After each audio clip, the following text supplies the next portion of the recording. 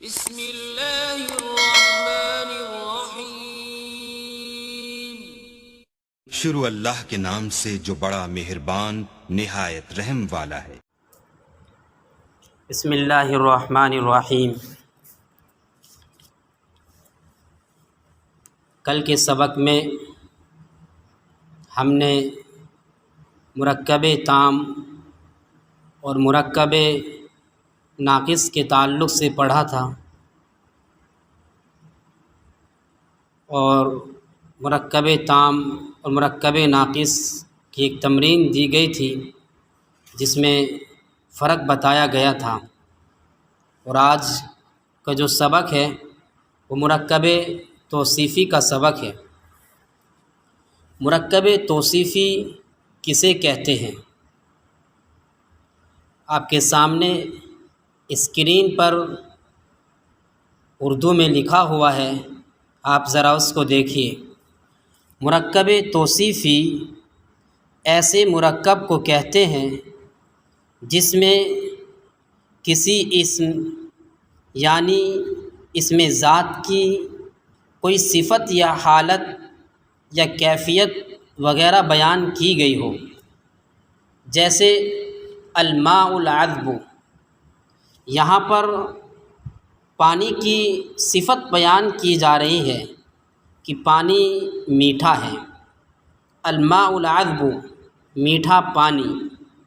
الہواء البارد، یہاں پر ہوا کی صفت البارد ہے۔ معلوم یہ ہو رہا ہے کہ ہوا ٹھنڈی ہے۔ ترجمہ ہوگا الہواء البارد، ٹھنڈی ہوا۔ الولد المجتہد، محنتی لڑکا۔ یہاں پر لڑکے کی صفت بیان کی گئی ہے کہ لڑکا کیسا ہے، تو بتایا یہ گیا ہے کہ الولد المجتہد، محنتی لڑکا۔ محمود الخطیب، مقرر محمود۔ مرکب توصیفی کا پہلا جز موصوف اور دوسرا صفت کہلاتا ہے۔ نمبر 2، موصوف ہمیشہ اسم ذات اور صفت عموماً اسم صفت ہوا کرتی ہے۔ اسم ذات کسے کہتے ہیں؟ اسم ذات سے مراد وہ لفظ ہے جو کسی چیز کے محض وجود کو بتائے، جیسے اوپر کی مثالوں میں ابھی بتایا گیا الماء، الہوا، الولد، محمود، کہ یہ الگ الگ صفت بیان کر رہے ہیں۔ یہ پانی، ہوا، لڑکا، محمود کے محض وجود اور ان کی ذات پر دلالت کرتے ہیں۔ صرف اور صرف وجود اور ان کی ذات پر یہ دلالت کر رہے ہیں، اس کو اسم ذات کہتے ہیں۔ اور اس میں صفت کسی چیز کی اچھائی، برائی، حالت و کیفیت اور صفت پر وہ دلالت کرتا ہے۔ جب آپ کسی کی اچھائی یا برائی یا حالت و کیفیت بیان کریں گے اس کو صفت کہیں گے۔ جیسے اوپر بتایا تھا الماء العذب، اس میں العذب۔ الہواء البارد، اس میں البارد۔ الولد المجتہد، اس میں مجتہد۔ محمود الخطیب، اس میں خطیب۔ یہ چاروں الفاظ حالت و کیفیت کو بتا رہے ہیں۔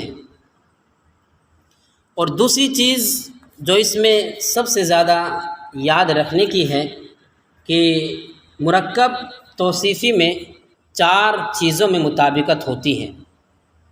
نمبر 1، اعراب۔ اگر موصوف پر زبر ہے تو صفت پر بھی زبر آئے گا، اگر موصوف پر پیش ہے صفت پر بھی پیش آئے گا، اگر موصوف پر زیر ہے تو صفت پر بھی زیر آئے گا۔ نمبر 2، تعریف و تنکیر۔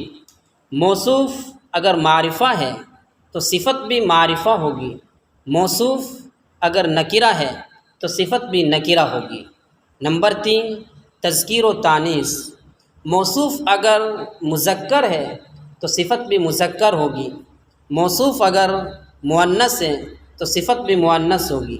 نمبر 4، موصوف اگر واحد تثنیہ جمع ہے تو صفت بھی واحد تثنیہ جمع ہوگی، انہی کے مطابق ہوگی۔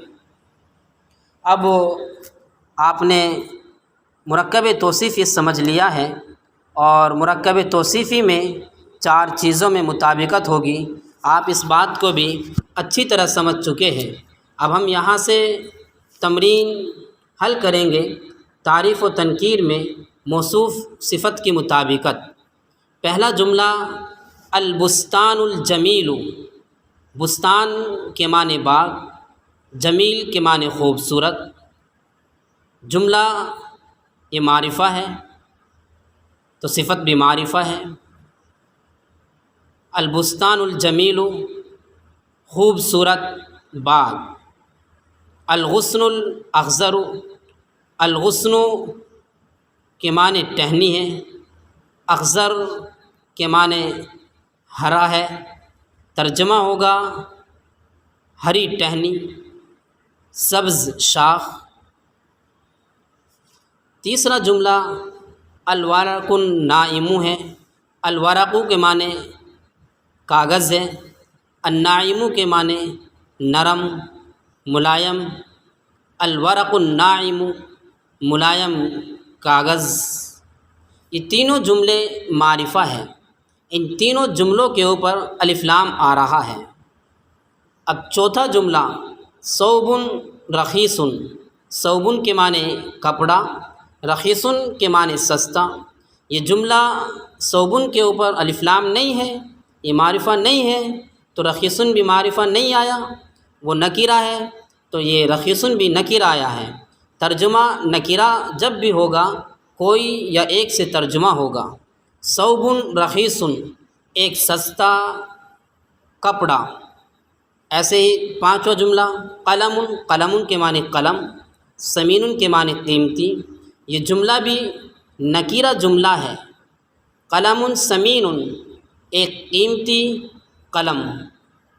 الرداء الخشن، الرداء کے معنی چادر، الخشن کے معنی خوردری۔ یہ جملہ معرفہ ہے تو دونوں پر الف لام آیا ہے، الرداء الخشن خوردری چادر۔ ساتواں جملہ المطر الغزیر، المطر کے معنی بارش، الغزیر کے معنی موسلادھار، موسلادھار بارش۔ یہ جملہ بھی معرفہ ہے۔ السحاب الکثیف، السحاب کے معنی بادل، کثیف کے معنی گھنا، گھنا بادل۔